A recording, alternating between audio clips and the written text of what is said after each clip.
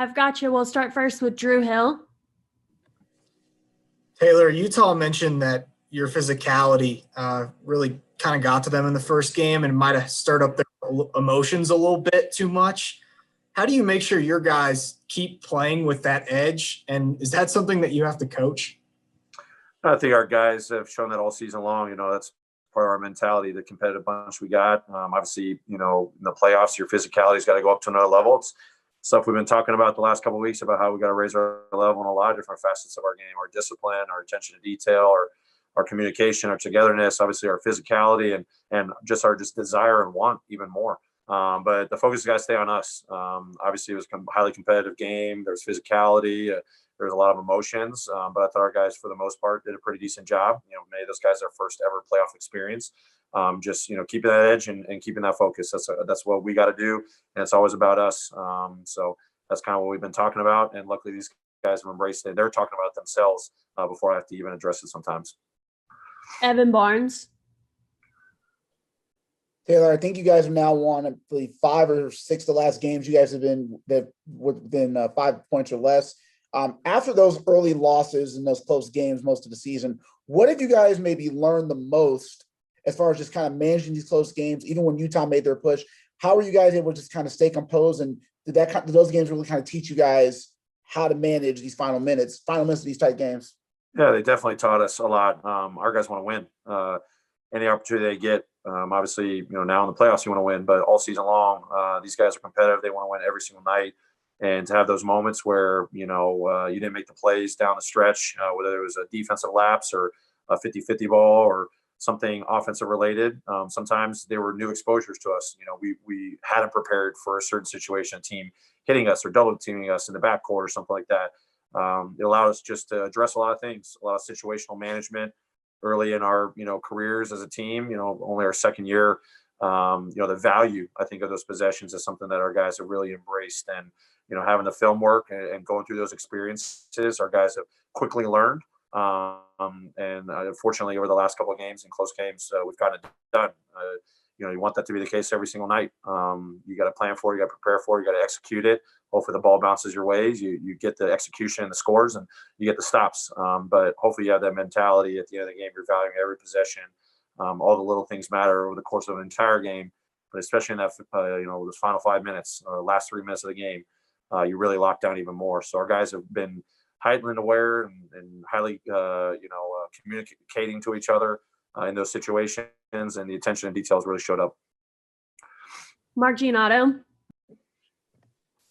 Hey, Taylor, having the familiarity you do with Quinn Snyder, having worked under him, I'm curious, has that helped at all as you had to prepare for this series very quickly, just in terms of whether it's his approach, his tendencies, and then I guess just in general, what imprint would you say he had on your career as you were starting out as a coach working under him in Austin?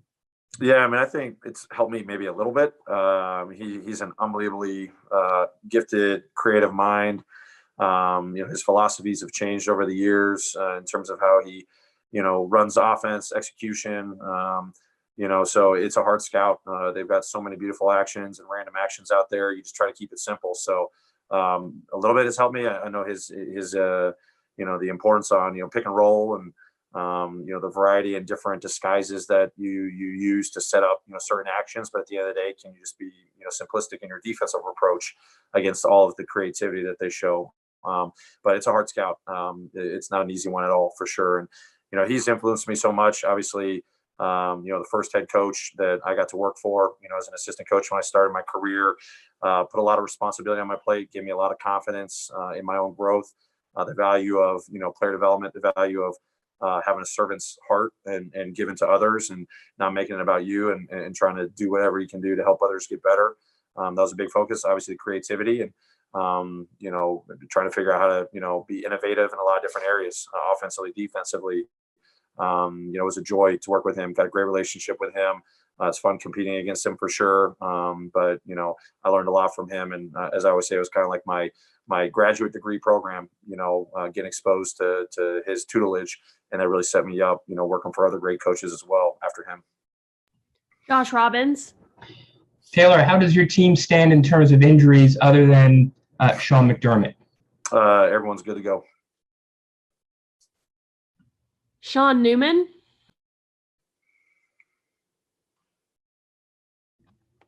Hey, Taylor. Josh Newman, sorry. Sorry, no problem.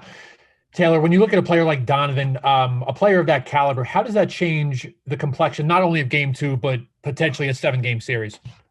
I mean, he's an unbelievable player. Obviously, he's going to add another dimension to what they can do offensively and defensively. You know, we'll be prepared for what he brings. Did that before game 1. Obviously, more of a focus will kind of shift to him a little bit, but we understand the depth that, the Jazz have and how many playmakers they have.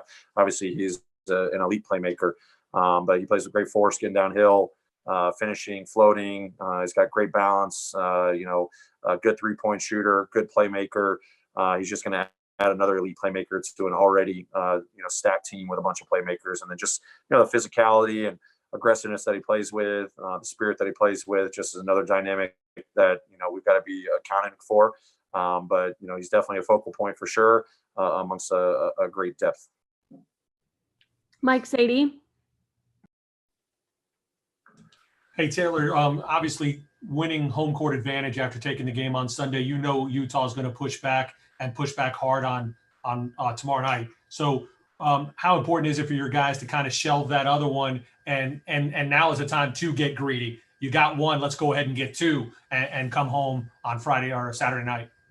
I think our guys have a great ability to put, things in the rearview mirror. Obviously, they're embracing the chance to get better the next game. I talk about that all the time. So we're able to identify the things we did well in game 1, plenty of things that we can clean up, understanding that the Jazz are going to play better, play harder, play more physical, and bring a great fight. And, our guys, hopefully are showing recently that we have the capability to raise our level.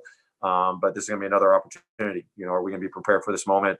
I know these guys have confidence in, what they can do on a nightly basis. And they have a real good ability to say, whatever happened last game, win or lose, this is our new, opportunity here. We got to raise our level. Let's even be better and try to go win this game. And that's a credit to our guys. So I would expect nothing less than our guys coming out, understanding what the situation is and understanding that we're going to go up against a great team that's going to play even better and test us even more. And we got to test ourselves and can we raise our level even more?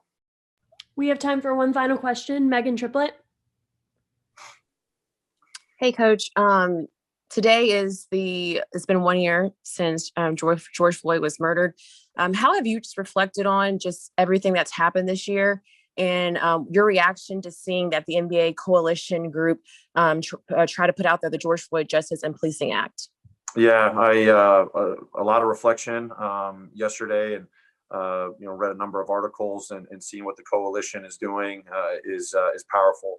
Always, making sure our organization, our players understand to use their voice, to use their platform, to keep pushing for what's right. And to know that there's, players, there's coaches, there's owners, there's a lot of invested parties, a part of that committee and that coalition that are fighting for the change that we need and also putting out the George Floyd bill that needs to get adopted. We got to keep pushing for the right things. Obviously, things take time, but 100% it needs to go into effect. And to know that there's so much, energy throughout the entire NBA. Obviously, the anniversary of George Floyd's murder. Obviously, the verdict recently, a very powerful moment in time.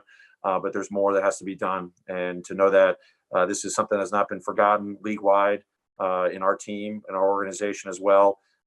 It's a one-day approach of making sure we're trying to make positive change and definitely hope, things pass through soon with the bill. And I'm just very proud of what the coalition's doing, representing a lot of voices across our league.